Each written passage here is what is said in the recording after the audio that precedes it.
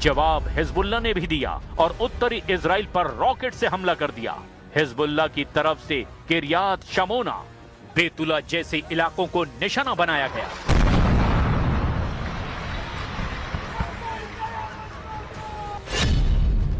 शांति वार्ता के बीच इजराइल का हमला क्या हिजबुल्लाह को शांत करने की तैयारी है? पीस टॉक के बीच क्या इजराइल अपने पड़ोस में जमीन पर हालात बदल रहा है? क्या इजराइल शांति वार्ता को सिर्फ समय खरीदने के लिए इस्तेमाल कर रहा है? ट्रंप के कहने पर इजराइल हमला करके क्या ईरान पर दबाव बनाने की चाल चल रहा है?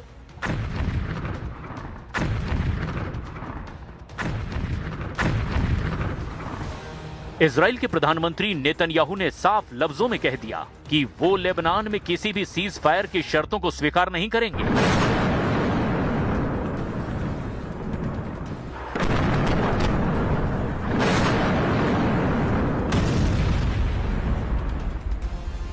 אני מבקש לומר לכם, אין הפסקת אש בלבנון. אנחנו ממשיכים להכות בעוצמה את חיזבאללה, ואנחנו לא נעצור עד שנחזיר לכם את הביטחון.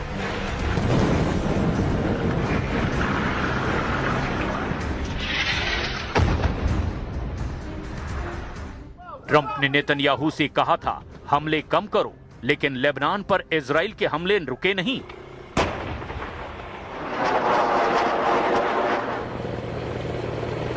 दुनिया के नक्शे पर एक बार फिर आग लगी हुई है। लेबनान में इजराइल के भीषण हमलों ने सैकड़ों लोगों की जान ले ली है। लेकिन ये सिर्फ इजराइल लेबनान की लड़ाई नहीं है, इसके पीछे पूरा ईरान, अमेरिका, इजराइल का खेल है और पाकिस्तान मध्यस्थता की भूमिका में कूद पड़ा है।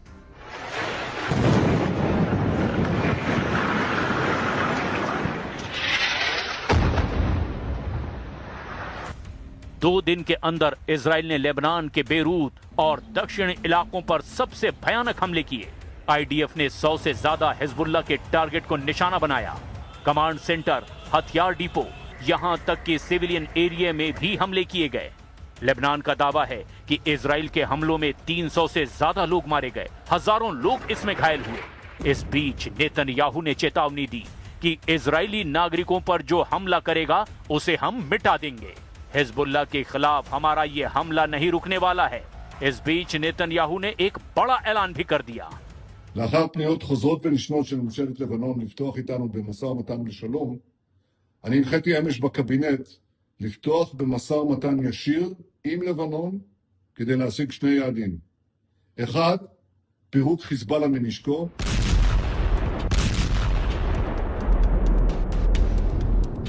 3 दिन में इजराइल ने लेबनान पर सैकड़ों बम और मिसाइलें गिराई। 8 अप्रैल को इजराइल ने लेबनान पर सबसे बड़ा हमला किया। इजरायली एयरफोर्स के 50 फाइटर जेट ने 10 मिनट के अंदर ही 100 से ज्यादा टारगेट को हिट किया और 160 से ज्यादा बम गिराए।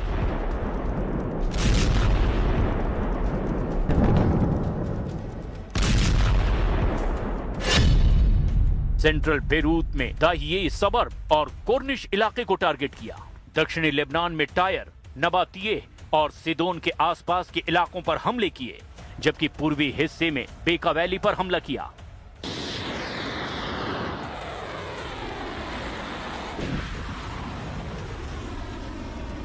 नौ अप्रैल को हिजबुल्लाह ने पलटवार किया। हिजबुल्लाह की तरफ से रॉकेट दागे गए, जिसका जवाब इजराइल ने दिया। 10 अप्रैल को इजराइल ने फिर दक्षिणी लेबनान में स्ट्राइक की। नबातिये में एक सरकारी बिल्डिंग पर हमला किया, जिसमें 28 से ज्यादा लोगों की मौत हो गई।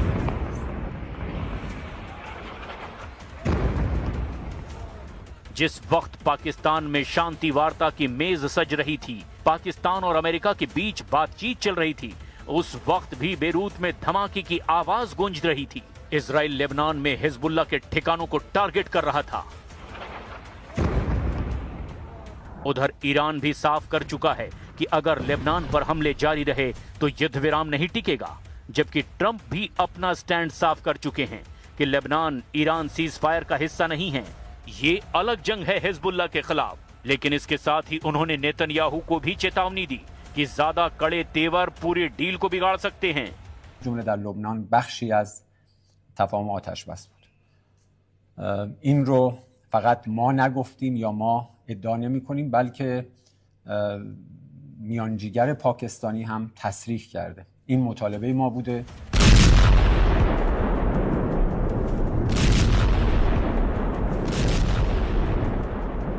लेकिन एक बड़ा सवाल ये है कि इजराइल लेबनान पर हमले क्यों कर रहा है और क्यों वो पाकिस्तान की मध्यस्थता को स्वीकार नहीं कर रहा है।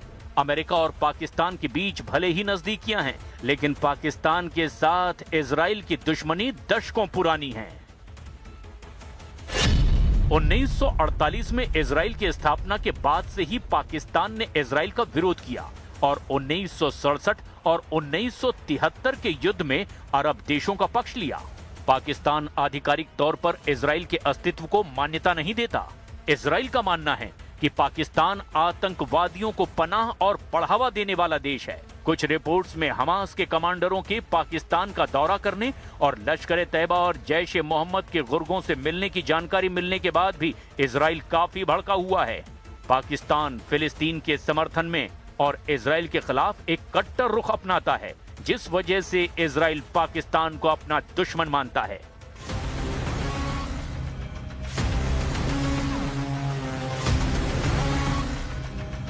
अमेरिका भले ही पाकिस्तान को मध्यस्थ के रूप में मान्यता दे रहा है, लेकिन इजराइल पाकिस्तान को भरोसेमंद प्लेयर नहीं मानता। सबसे बड़ा कनेक्शन है ईरान का। हिजबुल्लाह ईरान का सबसे मजबूत प्रॉक्सी है। अमेरिका और इजराइल ने जब ईरान पर हमले किए, तब इन हमलों में जब ईरान के सुप्रीम लीडर अली खामनी की मौत की खबरें सामने आई, तो हिजबुल्लाह ने इजराइल के खिलाफ मोर्चा खोल दिया। हिजबुल्लाह ने इजराइल पर रॉकेट हमले शुरू कर दिए। सीज फायर के बीच जब इजराइल में हमले शुरू किए गए, तो ईरान ने कहा लेबनान में हमले बंद नहीं हुए तो सीज फायर खत्म। तेहरान का दावा है कि पाकिस्तान के जरिए हुई डील में लेबनान भी शामिल था। ट्रंप चाहते हैं कि ईरान के साथ सीज फायर टिके, स्ट्रेट ऑफ हॉर्मुज खुला रहे और ऑयल प्राइस कंट्रोल में रहे। लेकिन दूसरी तरफ इजराइल को पूरी छूट देना चाहता है ताकि वो हिजबुल्लाह को कमजोर कर सके, और ट्रंप ने कहा कि लेबनान अलग मुद्दा है। इस बीच पाकिस्तान मध्यस्थता की भूमिका में है। इस्लामाबाद में अमेरिका और ईरान के बीच सुलह के लिए उसने पूरी ताकत लगा दी है। पाकिस्तान के प्रधानमंत्री नवाज शरीफ ने भी कहा कि लेबनान पर इजरायली हमले तुरंत बंद होने चाहिए, ये सीज फायर का हिस्सा है।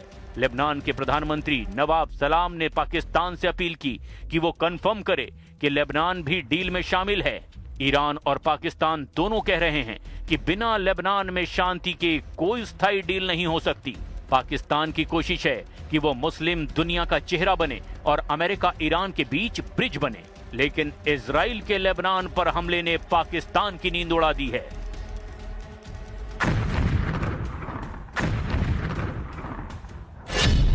इजराइल का अगला प्लान क्या है? शांति के बीच छिपी नई जंग। लेबनान में हो रहे हमले सिर्फ जवाबी कार्रवाई नहीं, ये एक लंबे गेम प्लान का हिस्सा है। सवाल ये है कि इजराइल अभी क्या हासिल करना चाहता है। इजराइल की पहली कोशिश हो सकती है लेबनान बॉर्डर के अंदर एक बफर जोन बनाना, यानी बॉर्डर से 5 से 10 किलोमीटर तक हिजबुल्लाह की मौजूदगी खत्म करना, ताकि नॉर्थ इजराइल सुरक्षित रहे। ये वही मॉडल है जो पहले गाजा में अपनाया गया था। अगर ये प्लान कामयाब होता है तो लेबनान का एक हिस्सा डी फैक्टो मतलब कि नो गो जोन बन सकता है। दूसरा बड़ा प्लान, हिजबुल्लाह की लीडरशिप को खत्म करना। कमांडर, फील्ड ऑपरेटर्स और मिसाइल यूनिट हेड का खात्मा। इजराइल पहले भी ये कर चुका है, लेकिन अब ये ऑपरेशन और तेज और सटीक हो चुका है। ड्रोन, एआई और इंटेलिजेंस के जरिए एक एक टारगेट को चुना जा रहा है।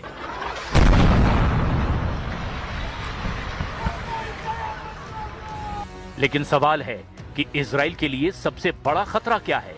हिजबुल्लाह की सबसे बड़ी ताकत है हजारों रॉकेट, लंबी दूरी की मिसाइलें और सटीक टारगेटिंग क्षमता। इसीलिए इजराइल की कोशिश है लॉन्च पैड नष्ट करना, हथियार डिपो को खत्म करना और सप्लाई चेन को काट कर रख देना।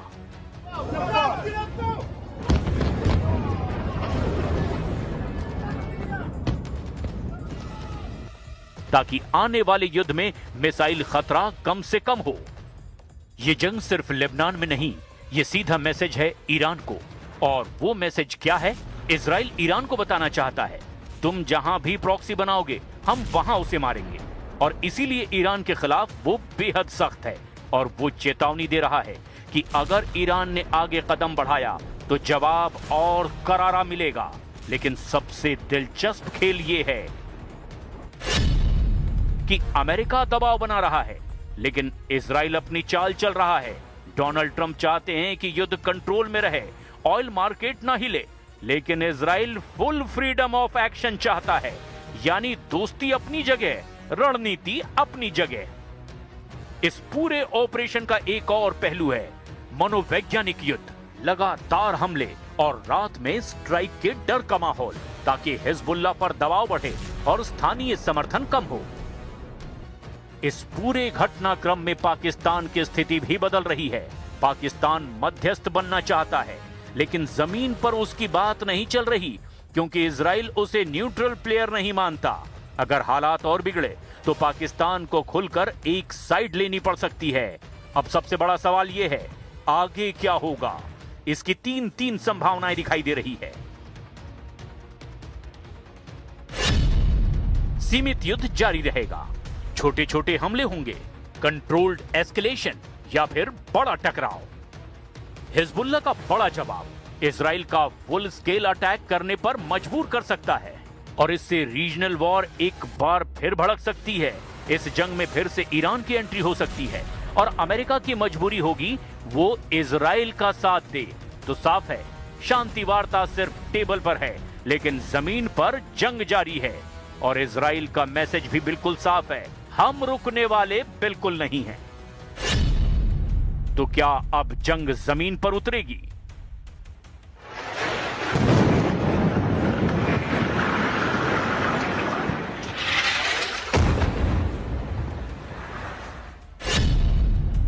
लेबनान में होगा फुल ग्राउंड ऑपरेशन।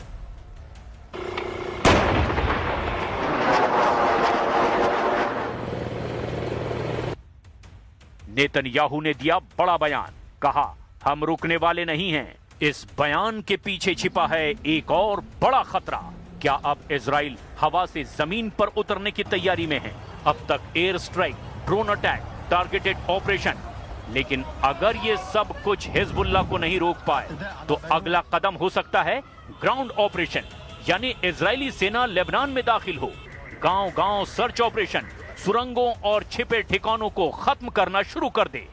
लेकिन यह कदम सबसे खतरनाक होगा, क्योंकि यही वो मोड़ होगा जहां जंग पूरी तरह फैल सकती है। लेबनान, खासकर दक्षिणी इलाके, जहां लड़ाई आसान नहीं होगी।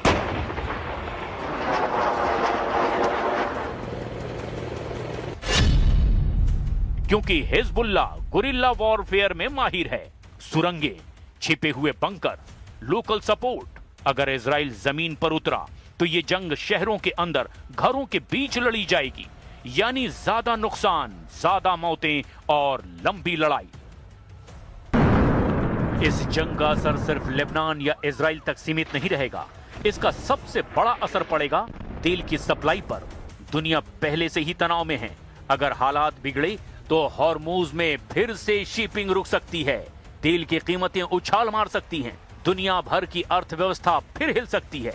इसीलिए ये जंग अब ग्लोबल इकोनॉमिक वॉर भी बन चुकी है। अब सबसे अहम सवाल, इजराइल आखिर चाहता क्या है? क्या सिर्फ जवाब देना या कुछ और बड़ा? संकेत साफ है, इजराइल चाहता है कि हिजबुल्लाह को पूरी तरह कमजोर कर दिया जाए, लेबनान बॉर्डर को हमेशा के लिए सुरक्षित कर दिया जाए और सबसे अहम, ईरान को रीजनल गेम में पीछे धकेल दिया जाए। जहां एक तरफ बम गिर रहे हैं, वहीं दूसरी तरफ डिप्लोमेसी कमजोर पड़ती दिखाई दे रही है और यही वजह है कि बातचीत का असर नहीं दिखाई दे रहा।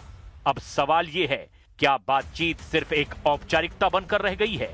अब हालात ऐसे हैं, हर हमला एक नए जवाब को जन्म दे रहा है। हर जवाब जंग को और बड़ा बना रहा है। ये एक ऐसा चक्र है जो रुकता नहीं, सिर्फ बढ़ता है। तस्वीर साफ है, हवा में जंग शुरू हुई थी, अब जमीन तक पहुंचती दिखाई दे रही है। लेबनान सिर्फ एक मोर्चा है, असली लड़ाई पूरे मिडिल ईस्ट की है। अब सवाल यही है कि क्या दुनिया इसे रोक पाएगी या फिर ये जंग इतिहास का अगला बड़ा विस्फोट बनने वाली है।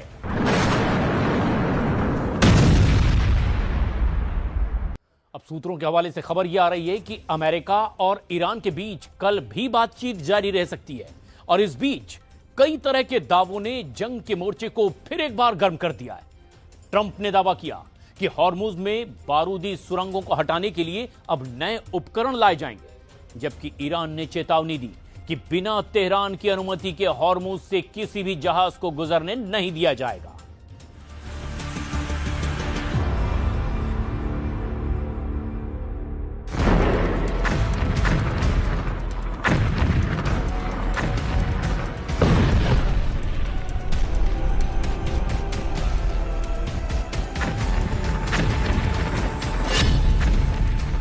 एटम बम पर सीज फायर तोड़ेगा ईरान।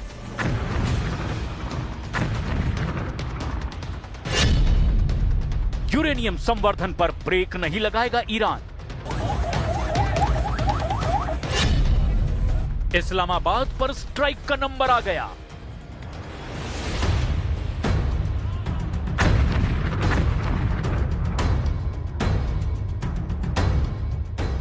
अमेरिका ने जिस एटम बम के डर से ईरान पर हमला किया, वही अब सीज फायर के खात्मे की वजह बन गया है।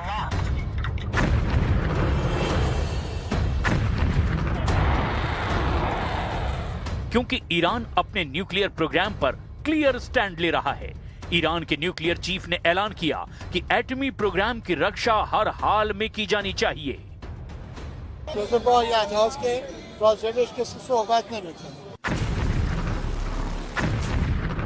ईरान एटमी प्रोग्राम पर बहुत सीरियस है।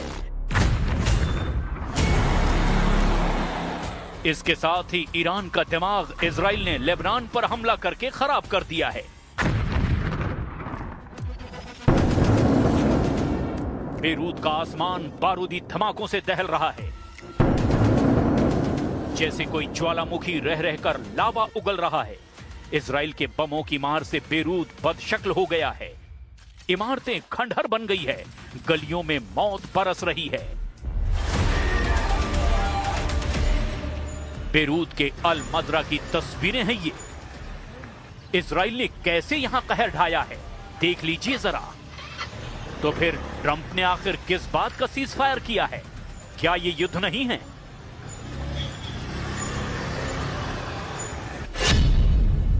इसीलिए ईरान ने सीज फायर में लेबनान युद्ध को शामिल करने की शर्त जोड़ दी है। ट्रंप ने धमकी दी है कि ईरान की एक गलती से सर्वनाश युद्ध शुरू होगा। इजराइल ने ऐलान किया है कि हिजबुल्लाह की मौत तक युद्ध नहीं रुकेगा। खाड़ी युद्ध में सीज फायर सिर्फ जुबानी जमा खर्च साबित हो रहा है, क्योंकि आग बुझी नहीं है। बारूदी धमाकों का शोर पहले जैसा है, तबाही पहले जैसी है, मौत का मंजर भी पहले से कहीं ज्यादा खौफनाक है। पुलों पर ताबड़तोड़ बम बरस रहे हैं। जंगी जेटों से मिसाइलों की बौछार हो रही है। सड़क पर टैंक दौड़ रहे हैं। ईरान से ज्यादा विस्फोटक युद्ध लेबनान में छिड़ गया है।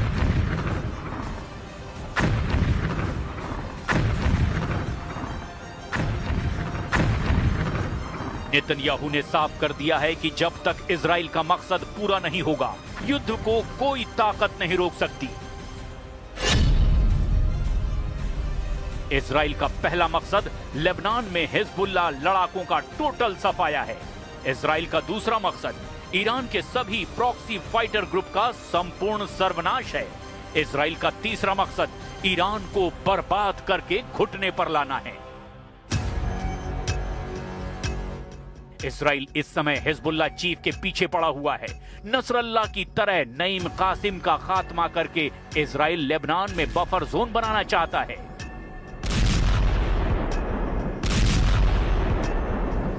ये मिशन फुल फोर्स में चल रहा है, जबकि ट्रंप ने 14 दिन तक सीज फायर का ऐलान कर रखा है। लेकिन सीज फायर के ऐलान के बस कुछ ही घंटों बाद इजराइल ने लेबनान में भयानक बमबारी की, जिसमें सैकड़ों लोग मारे गए हैं।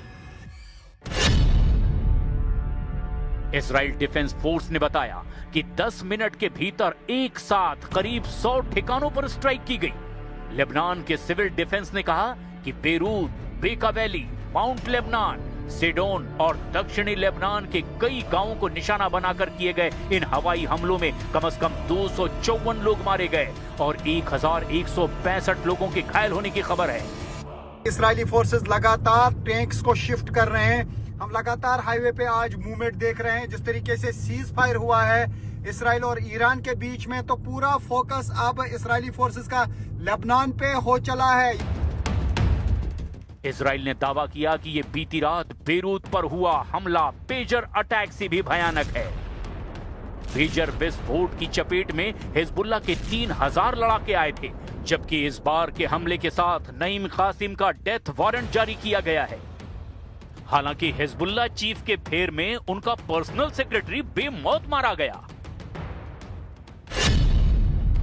बेरूत पर हुए हमलों में हिजबुल्लाह चीफ नईम कासिम के भतीजे यूसुफ हर्शी को इजराइल ने मार गिराने का दावा किया। यूसुफ हर्शी हिजबुल्लाह चीफ का पर्सनल सेक्रेटरी था, मतलब ये कि जो हिजबुल्लाह चीफ के साथ साए की तरह रहता था वो ही मारा गया।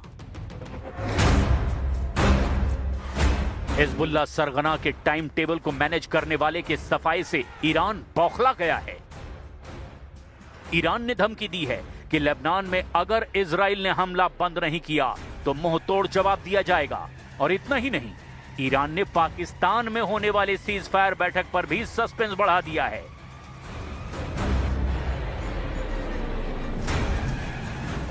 ईरान के डिप्टी विदेश मंत्री सईद खतीबजादेह ने धमकी दी कि आने वाले कुछ घंटे सीज फायर पर टर्निंग पॉइंट साबित हो सकते हैं। Last night was a very critical night because we had no option just to respond to these new atrocities. Then there were few back and forth and few messages through Pakistanis, and we hope that American could control its ally and this time honor their words actually. Pakistan की कई करतूतों से Iran alert हो गया है। पाकिस्तान पर Trump के इशारे पर काम करने का शक गहरा गया है। 3 रिपोर्ट्स में जनरल मुनीर की ट्रंप चापलूसी का ब्यौरा लीक हो चुका है।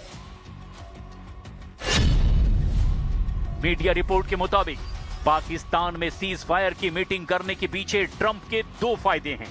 पहला, पाकिस्तान ट्रंप की तरफ से ईरान पर ज्यादा दबाव बनाए। दूसरा, इस्लामाबाद को पश्चिम एशिया में ज्यादा तवज्जो मिले, जिससे ट्रंप अपने इशारे पर सबको चला सके। इस्लामाबाद बैठक को लेकर इसीलिए ईरान अब अलर्ट मोड में है, लेकिन